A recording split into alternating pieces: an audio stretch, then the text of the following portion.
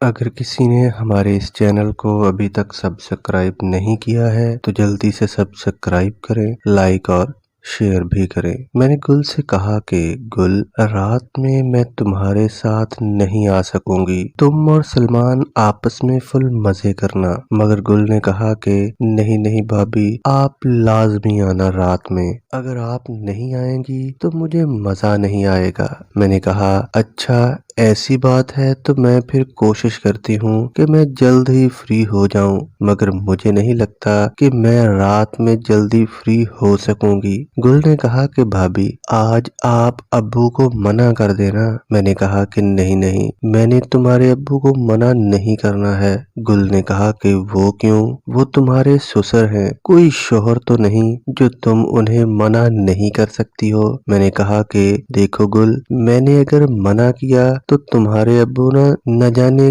क्या क्या सोचेंगे मेरे बारे में। तुम तो जानती ही हो कि मर्दों को तो बस एक ही काम होता है, और फिर अगर कभी औरत उस काम से मना कर दे तो वो समझते हैं कि औरत कहीं किसी और के साथ ऐसा करवा रही है। वो ये नहीं मानते हैं कि कभी कभी दिल नहीं भी करता है, वो तो बस यही मानते हैं कि हमारा दिल हर वक्त करता है तो औरत का भी दिल हर वक्त ही करना चाहिए। गुल ने कहा कि कह तो आप ठीक ही रही हैं, मगर अब आप नहीं होंगी तो सलमान तो मेरे साथ बहुत कुछ करेगा और मैं उसे मना कैसे करूंगी। आपको तो मालूम होता है कि कब क्या करना और क्या होना चाहिए और कब क्या महसूस हो रहा है। मैंने कहा कि तू फिक्र क्यों करती है, मैं आज फिर से ससुर जी को जल्द ही फ्री कर दूंगी और फिर तुम्हारे कमरे में आ जाऊंगी सलमान को लेकर। गुल ने कहा कि हाँ ये ठीक रहेगा, आप ऐसा ही करें। मैंने आज फिर से अपने ससुर से कहा कि ससुर जी, आज फिर आप जल्दी आ जाइएगा। ससुर ने कहा कि खैरियत तो है ना, आजकल तुम्हारा दिल बहुत ज्यादा करने लगा है और तुम मुझे बुलवा भी जल्दी ही लेती हो। मैंने दिल में कहा कि अब मैं आपको क्या बताऊं कि मैं आपकी बेटी को फंसाना चाहती हूँ, इसलिए आपकी बेटी और सलमान का टांका फिट करवा रही हूँ, और अगर मैं ऐसा ना करूँ तो वो सलमान को कुछ करने नहीं देगी और इनका आपस में कोई ताल्लुक बनेगा नहीं, और अगर ताल्लुक नहीं बनेगा तो मुझे इस घर में सुकून कहाँ से होगा। मैंने ससुर जी से कुछ भी नहीं कहा और मुस्कुराकर अपनी आंखें बंद कर ली। ससुर जी ने मेरे होंठों पर हाथ फेरते हुए कहा कि अच्छा ठीक है, मैं आज भी जल्द ही आ जाऊंगा और आज रात भी तुम्हारे साथ ही रहूंगा और तुम्हारी इस आग को अच्छे से ठंडा करूंगा। मैंने सोचा कि आप मेरी आग क्या ठंडी करेंगे, आप तो एक ढीला सा मोटू लेकर मेरे कमरे में आ जाते हैं जो मुझे मजा देने की बजाय मुझे बस गुदगुदी ही करता है। मुझे अपने घर वालों की फिक्र ना होना तो मैं तो आपको कब की छोड़कर चली गई होती। खैर, मुझे ससुर जी ने बोल दिया था कि आज रात मैं जल्दी आ जाऊंगा तुम्हारे कमरे में, तो मैंने भी गुल से बोल दिया कि ससुर जी ने कहा कि वो कल की तरह आज भी आ जाएंगे और मैं आज रात भी जल्द ही फ्री हो जाऊंगी, तो तुम तैयार रहना सलमान को लेकर, मैं जल्द ही तुम्हारे कमरे में आ जाऊंगी। गुल ने कहा कि वाह भाभी, ये तो बहुत अच्छा हुआ। फिर तो रात हुई तो ससुर जी मेरे कमरे में आ गए और मैंने जल्दी से ससुर जी को सब करने का बोल भी दिया, और ससुर जी ने कहा कि इतनी भी क्या जल्दी है, आज हम आराम आराम से ही करेंगे ताकि तुम्हारी तमा मुकम्मल दूर हो सके। मैंने कुछ भी नहीं कहा, मगर मुझे मालूम हो गया था कि आज ससुर जी काफी वक्त लगाने वाले हैं। मैंने कहा कि क्या बात है ससुर जी, आज तो मुझे लगता है कि मेरी खैर नहीं है, आज तो मुझे आप सारी दुनिया की ही खुशी देने का सोच रहे हैं। ससुर जी ने कहा कि हाँ, बस ऐसा ही समझ लो, मैं आज बहुत खुश हूँ। मैंने ससुर जी से पूछा कि आप आज इतना खुश क्यों हैं? ससुर जी ने कहा कि आज मुझे हकीम साहब ने एक ऐसी पुड़िया दी है जिससे तुम मेरे बच्चे की माँ बन सकती हो। मैंने जब ससुर जी के मुंह से ये बात सुनी तो मेरी तो जान सी निकल गई। मैं तो सोच सोच कर परेशान हो रही थी कि मैं अब अपने ससुर जी की औलाद को जन्म दूंगी। मैंने ससुर जी से कहा कि ये आप क्या बोल रहे हैं? ससुर जी ने कहा कि मैं ठीक ही बोल रहा हूँ। क्या तुम सारी जिंदगी ही बे औलाद रहोगी क्या? बच्चा तो मेरा ही होगा, मगर उसका बाप तो आसम ही कहलाएगा ना।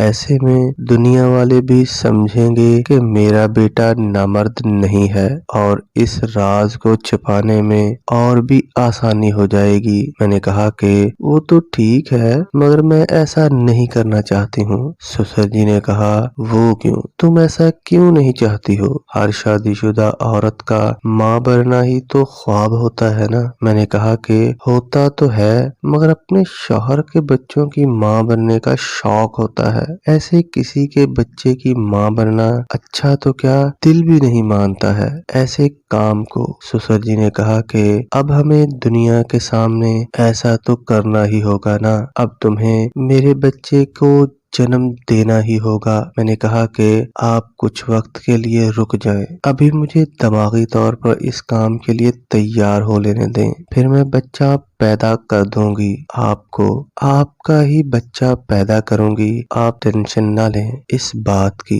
ससुर ने कहा कि चलो ऐसे कर लेते हैं, कुछ वक्त के बाद ही ऐसा कर लेंगे, मगर जब भी करें ऐसा तो करना ही पड़ेगा ना। अब मेरा दूसरा बेटा इस उम्र का होता कि वो तुम्हारे साथ ऐसा कर सकता और बच्चा पैदा कर सकता, तो मैं ऐसा तुमसे कभी भी नहीं करता। मैंने कहा कि मुझे सब मालूम है, मगर अब क्या करें? मुझे भी तो किसी न किसी के जिस्म की जरूरत तो थी ही ना। मैं इस घर से बाहर भी किसी के साथ ऐसा नहीं कर सकती थी ना। और आपने मुझे शादी की पहली रात ही सब बोल दिया था कि आप ही मेरे असल शौहर हैं। आसिम तो बस नाम के लिए ही शौहर हैं, और तब से लेकर अब तक आप ही मुझसे ऐसा करते आ रहे हैं। मैंने ससुर जी से कहा कि अब हम वो कुछ कर लें जो करने के लिए हम यहाँ जमा हुए हैं। ससुर जी ने कहा कि हाँ हाँ कर लेते हैं। असल में मुझे गुल की फिक्र थी कि वो मेरा इंतजार कर रही होगी और सलमान को भी मेरा इंतजार होगा, और मुझे यहाँ ससुर जी ही नहीं छोड़ रहे हैं। मैंने ससुर जी से कहा कि आप वो हकीम वाली मेडिसिन अभी ना खाएं। ससुर जी ने कहा कि नहीं नहीं, वो तो मेरे कमरे में पड़ी हुई है। मैंने कहा कि हाँ फिर ठीक है। ससुर जी ने जल्दी से अपना मोटू निकाला और मेरे अंदर कर दिया। मुझे ससुर जी के मोटू से इस बार कुछ भी नहीं महसूस हुआ था।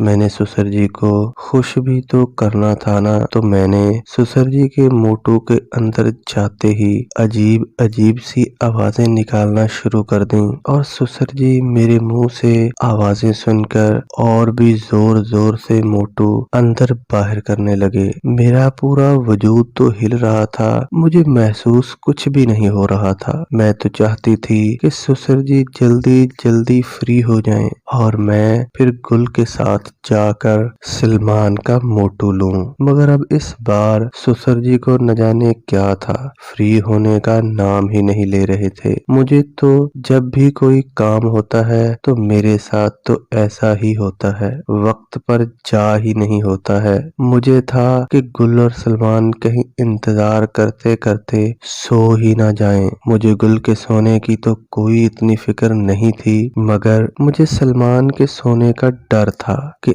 अगर वो सो गया तो आज मुझे मजा किए बिना ही सोना पड़ेगा। खैर कुछ देर से ही सही, मगर ससुर जी फ्री तो हो गए। मैंने ससुर जी से कहा कि मैं अब लाइट्स बंद कर दूं और अब हम सो जाते हैं। ससुर जी ने भी आज मुझ पर काफी वक्त लगाया था, तो वो भी थक गए हुए थे। मुझे तो कुछ भी नहीं मालूम हुआ था, मैं तो अभी भी फ्रेश ही थी। मैंने जल्दी से लाइट्स बंद की और सोने का डरामा करने लगी। कुछ वक्त के बाद जब मुझे ससुर जी के खर्राटे सुनाई देने लगे तो मुझे मालूम हो गया था कि अब ससुर जी गहरी नींद में जा चुके हैं। मैंने जल्दी से कमरे का दरवाजा खोला और ससुर जी को सोते छोड़कर मैं सलमान के कमरे में गई और सलमान को देखा कि वो जाग रहा है कि नहीं, मगर मगर सलमान तो अभी तक जाग भी रहा था और मेरे इंतजार में भी था कि मैं कब आऊंगी और कब मैं उसे गुल के कमरे में लेकर जाऊंगी। मैंने जब सलमान को जागते हुए देखा तो फौरन से सलमान को बाहर आने का इशारा किया और सलमान जल्दी से बाहर भी आ गया और मैंने सलमान को साथ लिया और गुल के कमरे में चली गई। गुल के कमरे में गई तो गुल ने कहा कि क्या भाभी यार, आपने आज इतनी देर लगा दी। मैंने उसी टोन में कहा कि आज तुम्हारे बाप को न जाने क्या था। जब सलमान ने मेरे मुंह से ये अल्फाज सुने तो सलमान ने मुझे कहा कि क्या मतलब कि तुम्हारे बाप को न जाने क्या था। मैंने सलमान के मुंह की तरफ देखा और कहा कि कुछ भी नहीं यार, तू कुछ ऐसा ना सोच। असल में आज फिर से मेरे ससुर जी जो थे रात में कमरे से बाहर ही थे, कभी कहीं जाते थे और कभी कहीं। मैं काफी बार कमरे से बाहर आई थी और उनको देखकर फिर से कमरे में चली जाती थी। मैंने सलमान को तो ये सब बोल दिया था कि ससुर जी कमरे से बाहर ही फिर रहे थे, जिस वजह से मैं लेट हुई। मगर मुझे इस बात का डर भी था कि कहीं सलमान ये ही ना सोचने लग जाए कि मेरे दरमियान और ससुर जी के दरमियान कोई ना कोई बात तो जरूर है और ये सारे काम छोड़कर मेरे और मेरे ससुर जी के पीछे ही पड़ जाए। मगर मेरी बात सुनकर सलमान ने भी कहा कि हाँ, ये न जाने गुल के वालिद को क्या है, कल भी ऐसे ही था। मैं भी काफी बार बाहर के चक्कर लगाता रहा हूँ मगर वो थे कि कहीं रुकने का नाम ही नहीं ले रहे थे। मैंने दिल में कहा कि अरे पागल, तू उनकी वजह से लेट नहीं था, वो तो तेरी वजह से लेट थे और वो मेरे कमरे में आने के लिए बाहर आते थे और तुम्हें देखकर वापस चले जाते थे। और तू था कि तू भी बार बार ही बाहर निकल आता था, कुछ वक्त रुक ही जाता। अगर किसी हमारे दोस्त ने इस चैनल को अभी तक सब्सक्राइब नहीं किया है तो जल्दी से सब्सक्राइब करें, लाइक और शेयर भी करें।